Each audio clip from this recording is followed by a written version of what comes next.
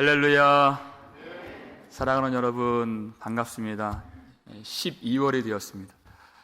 이 계절에 오늘 이 말씀을 통하여서 우리 마음에 하나님의 사랑을 다시 부어주시고 우리의 마음을 녹여주시고 예수 그리스도 영광의 빛을 다시 비추어 주셔서 우리 하나님을 더욱 사랑하며 주님을 의지하는 우리 교회 될 수 있도록 인도해 주시길 이 아침에 주의 이름으로 축원합니다.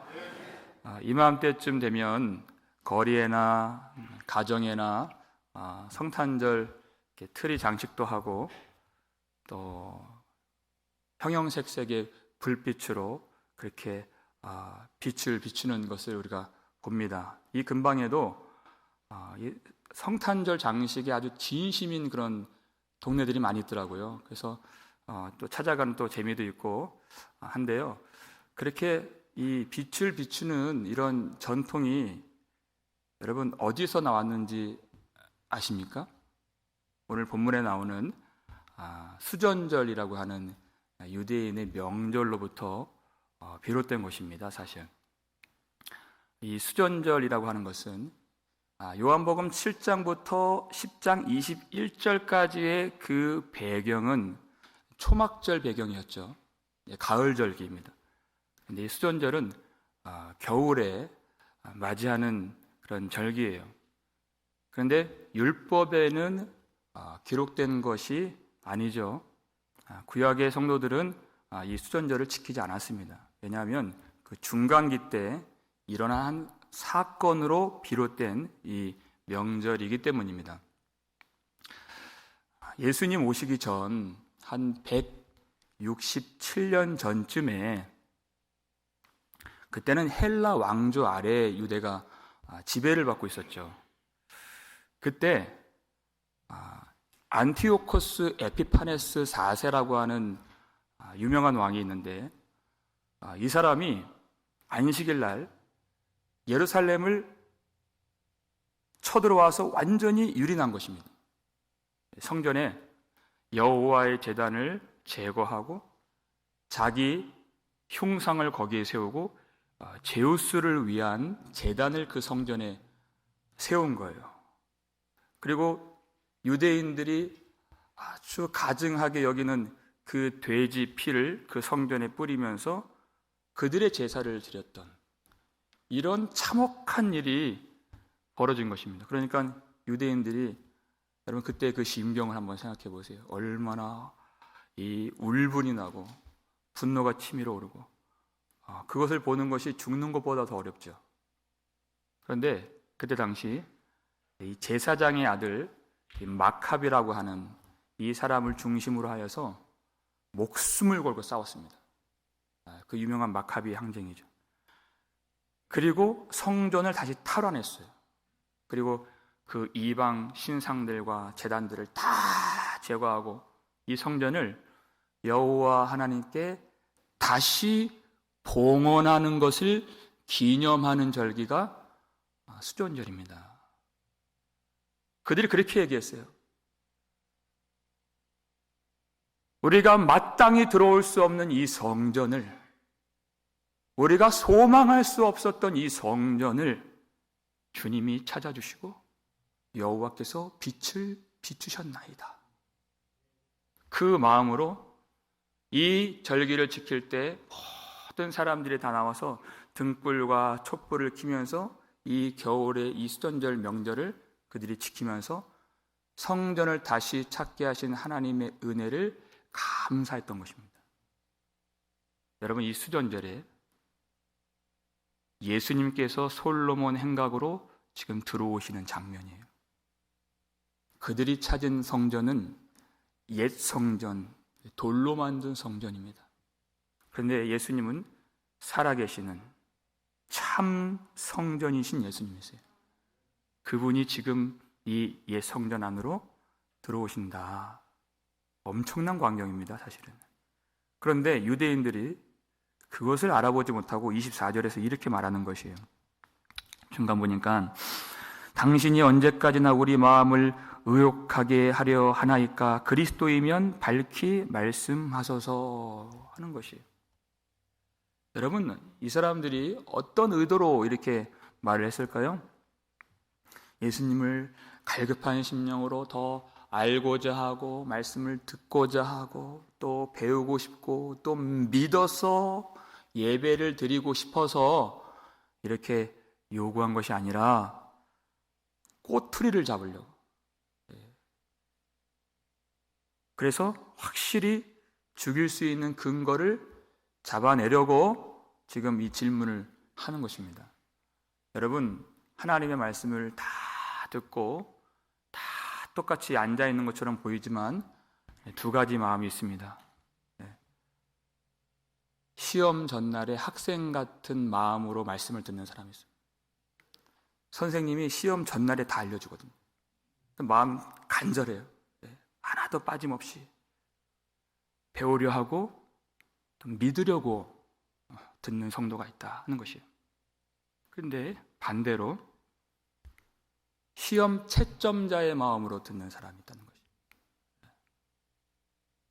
저 말이 성경적으로 교리적으로 맞는지 틀린지, 내가 알고 있는 것과 같은 것인지 다른 것인지, 아니면 그 말 속에 모순은 없는지, 틀린 것이 없다면 아니, 그러면 저 사람은 저 말대로 사는지, 이 채점자의 마음으로 말씀을 들어요.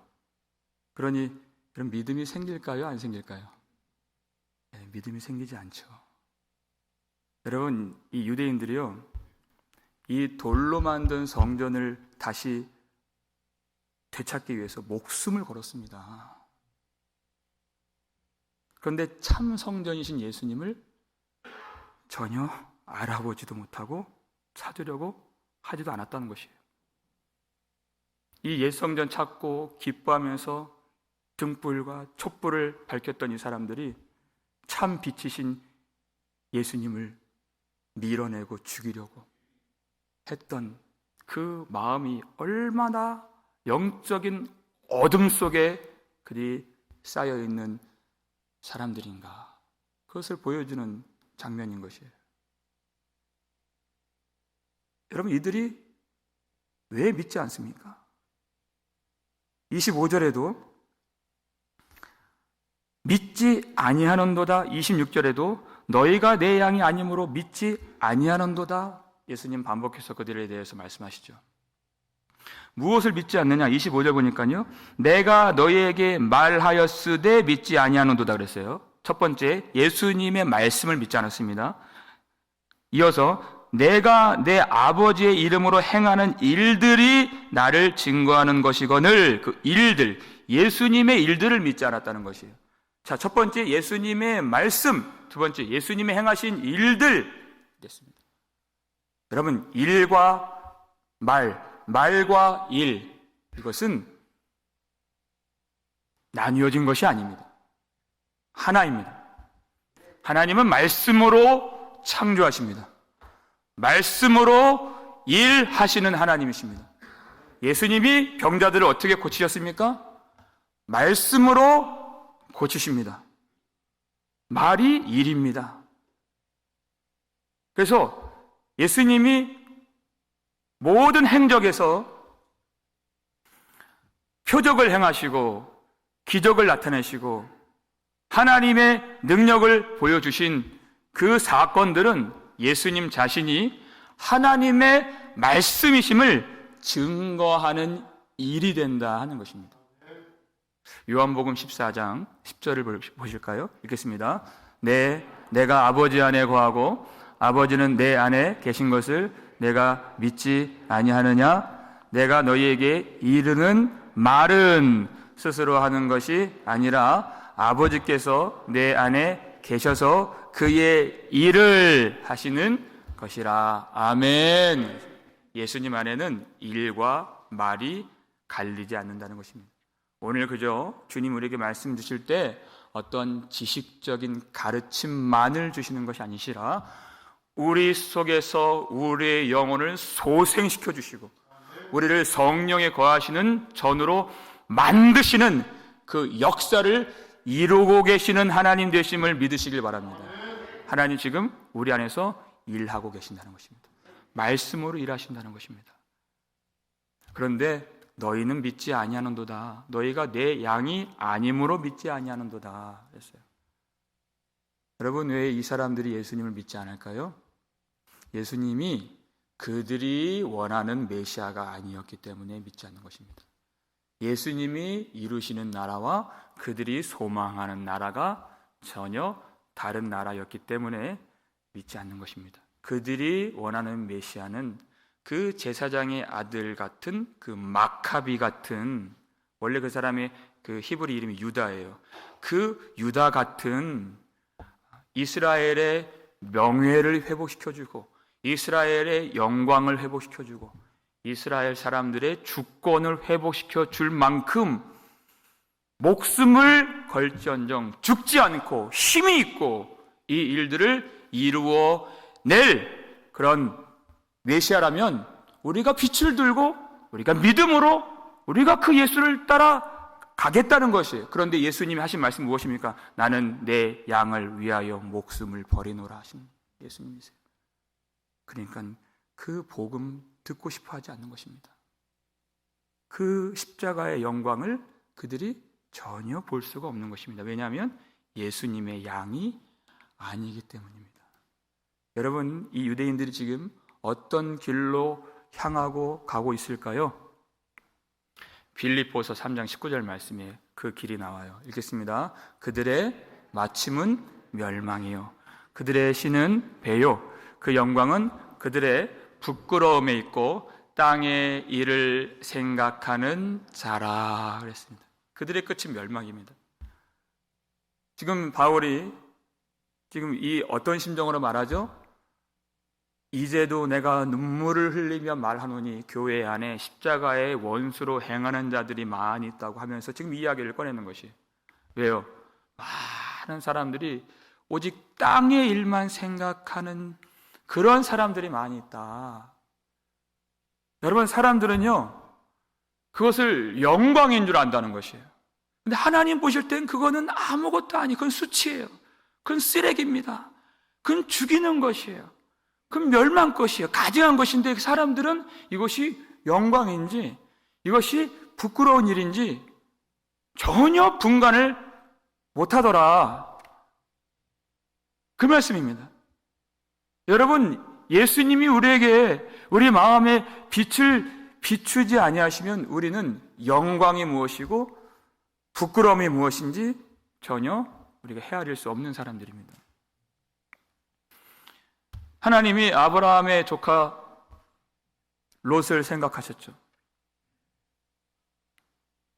근데 롯은 그 가족들과 함께 평안히 지내고 있었어요. 어디에서 평안히 지냈습니까? 소돔 땅에서 평안히 지냈어요. 이 땅은 하나님이 불과 유황을 비처럼 내리시기로 작정된 땅이 바로 소돔 땅입니다. 거기서 평안히 지냈어요. 근데 하나님이 그 롯을 불쌍히 여겨주셨죠. 그래서 그들을 구원해낼 사자들을 보내신 것입니다. 두 천사를 보내주신 것이에요. 어떻게 해야 삽니까? 그 두 천사를 쫓아 그 구원의 사자를 따라서 그 성 밖으로 나가야 살 수 있는 것이에요. 그런데 그 롯의 사위들이 그 말을 듣고 농담으로 여겼더라 그래요. 아니, 오늘까지 멀쩡한 이 성이 무슨 멸망을 한다고 그럽니까? 믿지 아니하는도다. 그러니까 롯도 지체를 해요. 우물쭈물거려요. 가야 되나 말아야 되나. 여기 집도 있고 재산도 있고 밭도 있고 다 있는데 가야 되나 말아야 되나. 천사가 어떻게 합니까? 롯의 손을 잡고 그 아내의 손을 잡고 우물쭈물하니까 그 두 딸들의 손을 잡고 그들이 빼내어서 인도하여 가는 것이에요. 그리고 말했습니다. 절대 뒤돌아보지 말아라. 그리고 들에 머물러 있지 말아라. 그리고 그 산으로 빨리 피하여 도망가라. 이 세 가지였어요. 그런데 그 롯의 아내가 어떻게 합니까? 뒤돌아보는 것이 미련이 남아 있습니다. 가고 싶지 않다는 것입니다. 이미 하나님께서 불과 유황을 비처럼 내리시기로 작정된 땅인데 무슨 미련이 남아서 돌아봅니다. 그리고 어떻게 되었죠?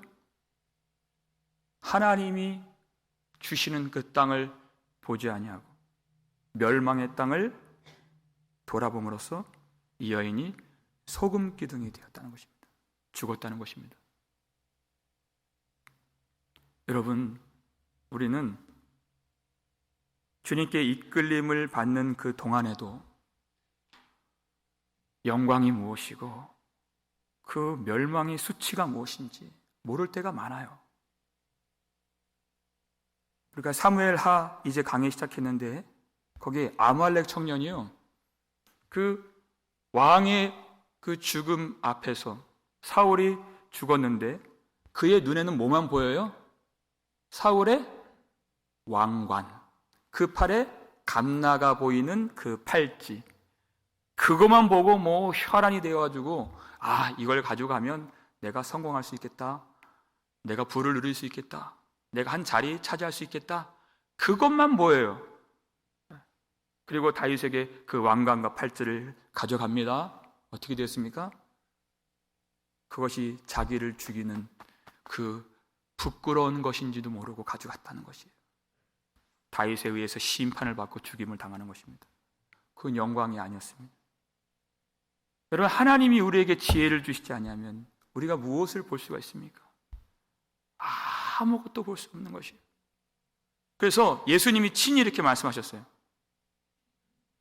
딱 8글자입니다. 이 말씀이 누가복음 17장 32절 말씀 읽겠습니다. 롯의 철을 기억하라. 아멘. 롯의 철을 기억하라. 그가 왜 멸망을 당했는지 기억하라. 무엇이 영광이고 무엇이 수치인지 분간하지 못하는 것이 얼마나 망하게 하는 것인지 기억하라. 하나님이 그 구원의 천사를 보내셔서 그 손까지 잡아주셨는데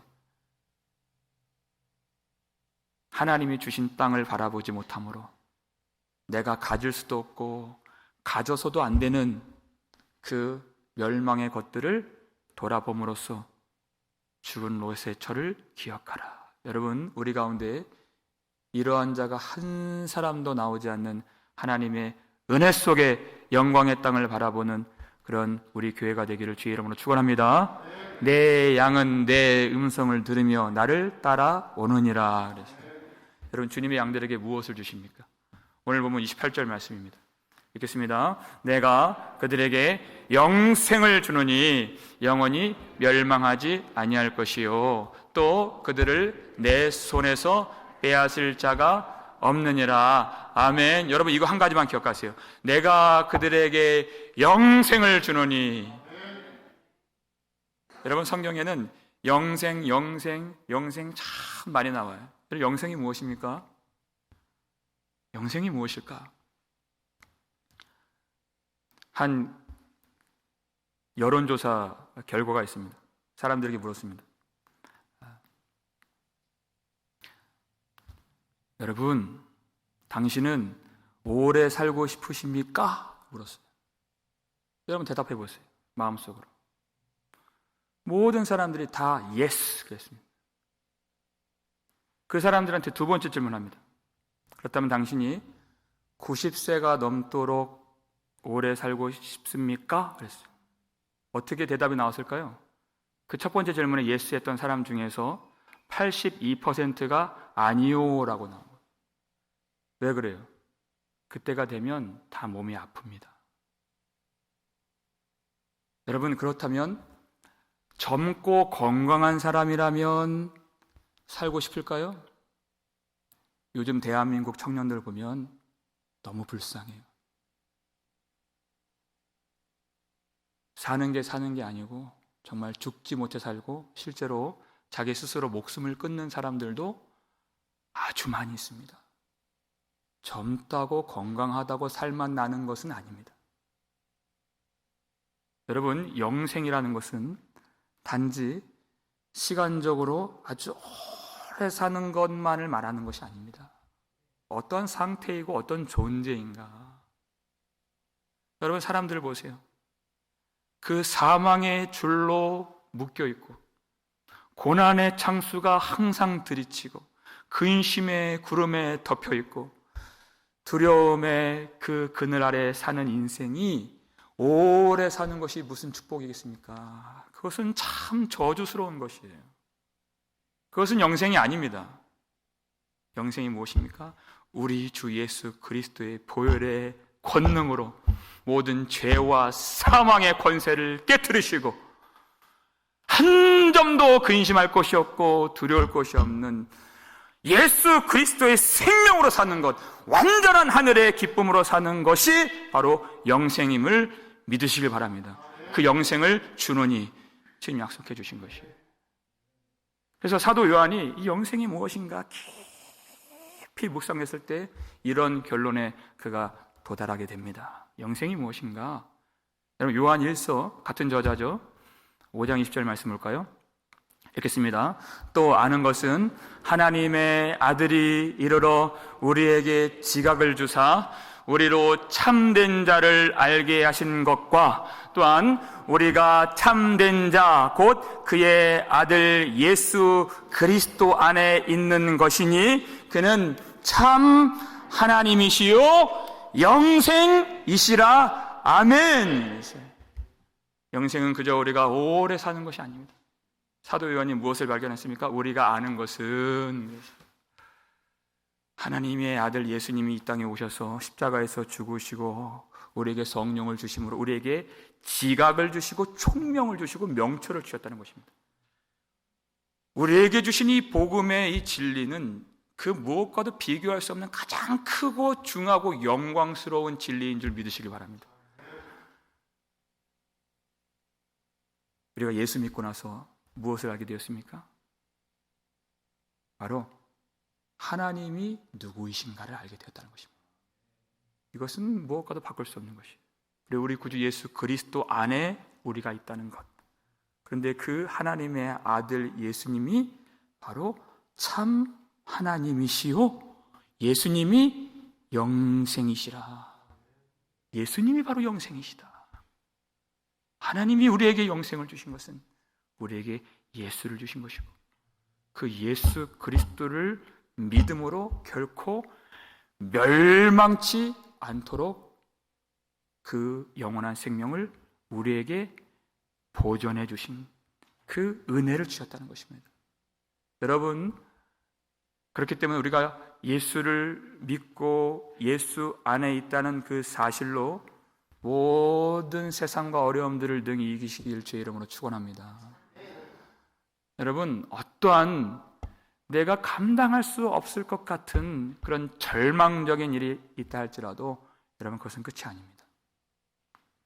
그것은 끝이 아니에요. 여러분, 우리가 예수를 믿고서도 예수를 믿는다고 우리가 물질적으로 다 부유해 주는 것은 아닙니다.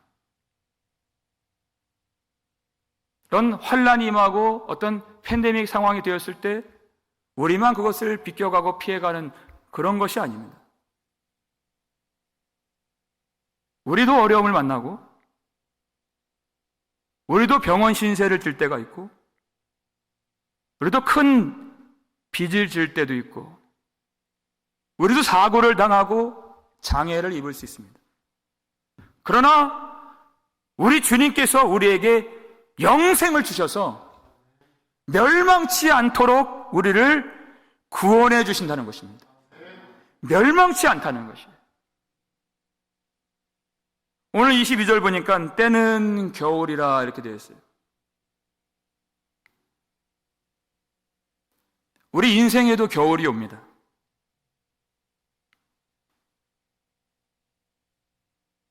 내가 원하지 않는 일일지라도 그건 하나님이 정하신 일이에요. 우리가 약해지고 아끼던 것을 또 사랑하는 사람을 잃어버리고 여러 가지 그런 쇠약함을 경험하게 되는 겨울이 오죠. 제가 불과 몇 년 전까지만 하더라도 저는 나이가 60이다, 70이다 그러면 저랑은 별로 상관이 없는 일인 줄 알았습니다. 그런데 요즘은 절대 그렇지 않아요. 나랑 별반 다를 것이 없구나. 똑같구나. 그런 생각들이 많이 들어요. 제가 이런 말씀 드리는 게 참 송구스럽지만 한 주간에 있었던 두 가지 일이 있습니다. 제가 이제 씻으려고 양말을 벗는데 양말을 벗다가 손 인대가 늘어났어요. 양말을 제가 평생 얼마나 많이 벗어봤겠습니까?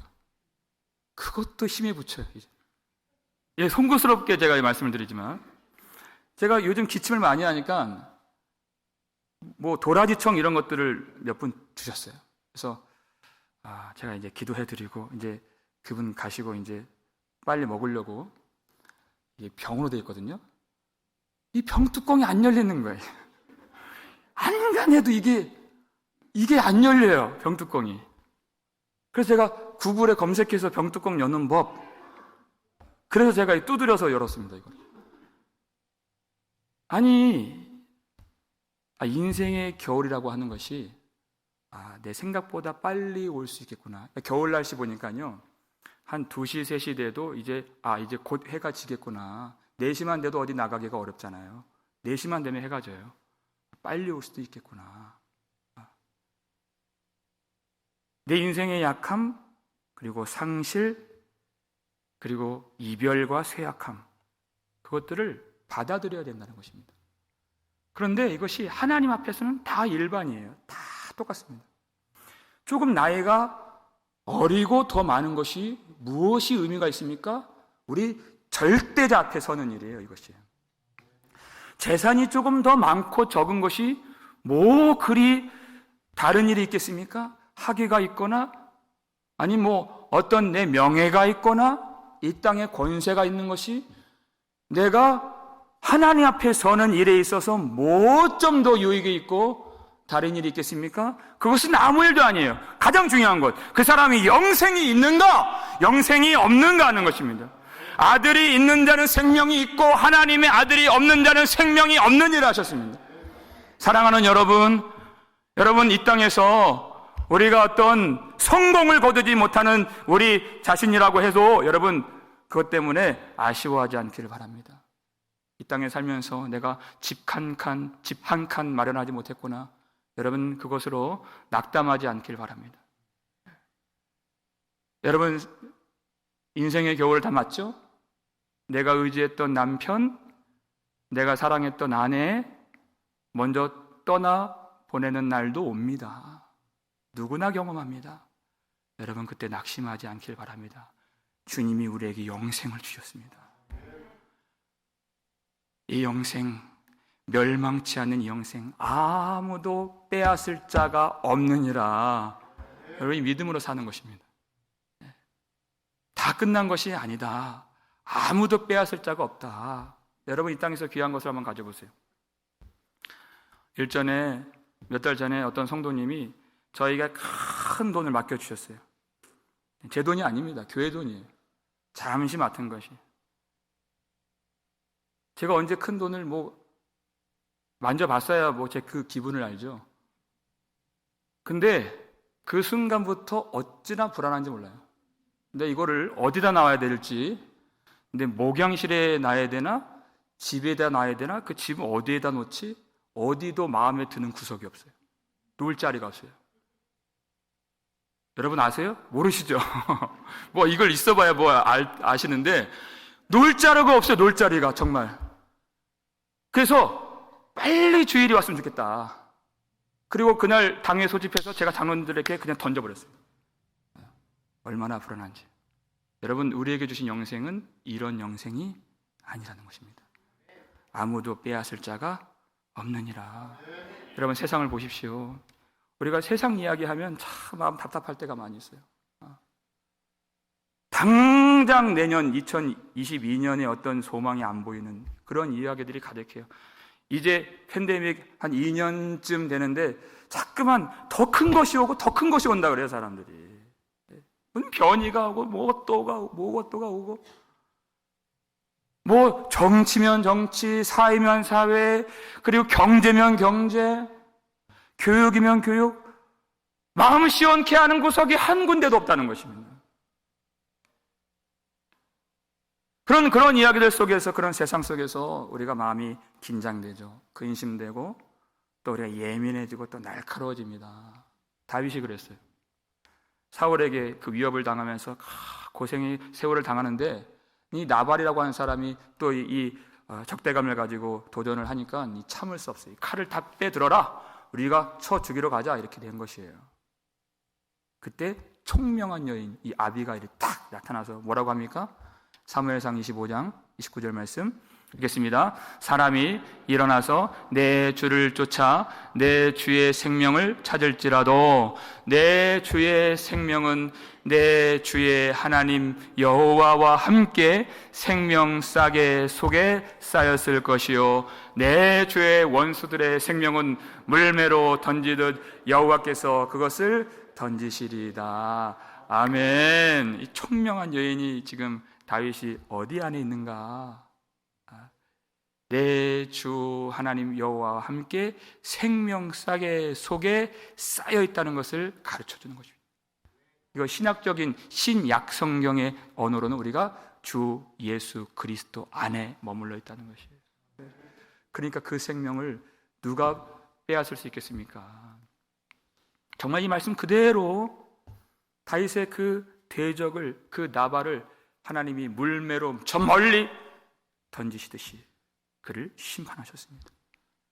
그리고 다윗을 영광의 왕으로 높이 세우시는 것이에요.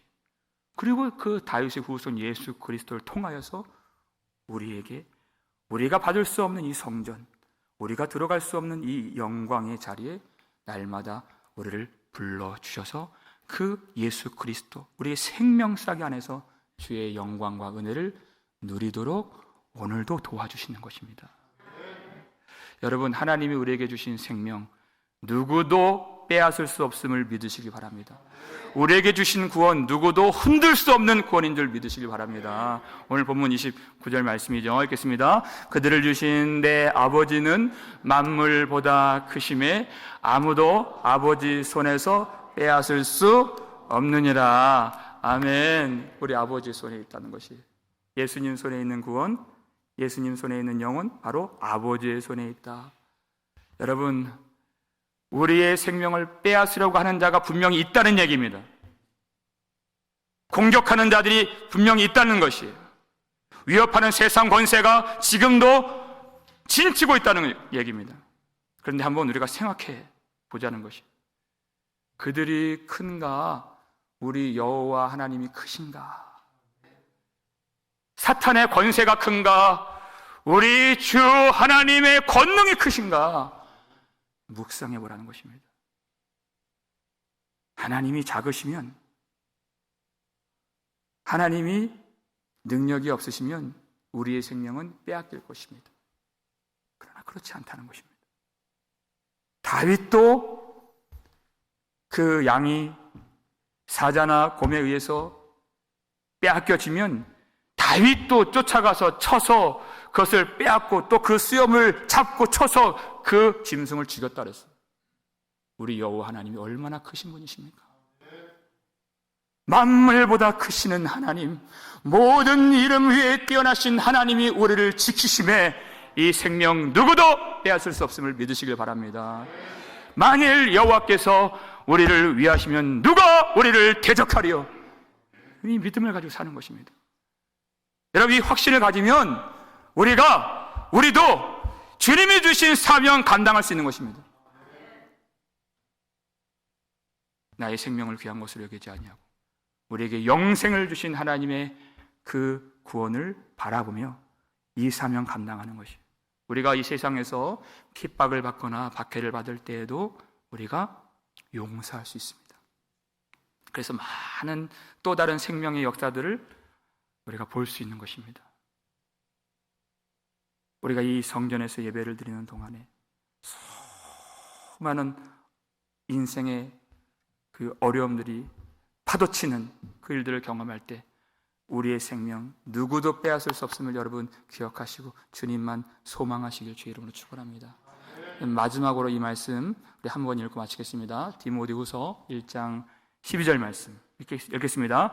이로 말미암아 내가 또 이 고난을 받되 부끄러워하지 아니함은 내가 믿는 자를 내가 알고 또한 내가 의탁한 것을 그날까지 그가 능히 지켜주실 줄 확신함이라. 아멘. 내가 믿는 자를 내가 알고, 우리 주님을 알기에, 우리 여호와 하나님 만물보다 크신 우리 주를 우리가 믿기에, 우리가 사랑하는 주님, 우리가 믿는 주 예수님께서 우리 인생에서 당하는 모든 어려움들 속에서 우리에게 주신 영생을 빼앗기지 않도록, 우리에게 주신 영광이 빼앗겨지지 않도록 오늘도 우리 교회와 성도들과 우리 심령과 가정과 후손까지 지켜주심을 확신하는